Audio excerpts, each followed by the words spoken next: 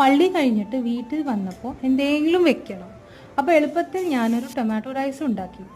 വെള്ളിയുള്ളി, വെളുത്തുള്ളി, ഇഞ്ചി, പച്ചമുളക് അരിഞ്ഞു വെച്ചതിന് ശേഷം കുക്കർ ചൂടാക്കി അതിലോട്ട് കുറച്ച് എണ്ണ ഇട്ട് കൊടുത്തു. കടുക്, കായപ്പൊടി, ഉലുവ, വറ്റൽമുളക്, ജീരകം, ചതച്ച് വെച്ച് ഇഞ്ചി വെളുത്തുള്ളി ഇട്ട് മൂപ്പിച്ച് കൊടുത്തു കേട്ടോ. പിന്നെ ഒരു വലിയ ഉള്ളി ഇട്ട് കൊടുത്ത് കുറച്ച് ഉപ്പിട്ട് ഒന്ന് ജസ്റ്റ് ഇളക്കി കൊടുത്തു.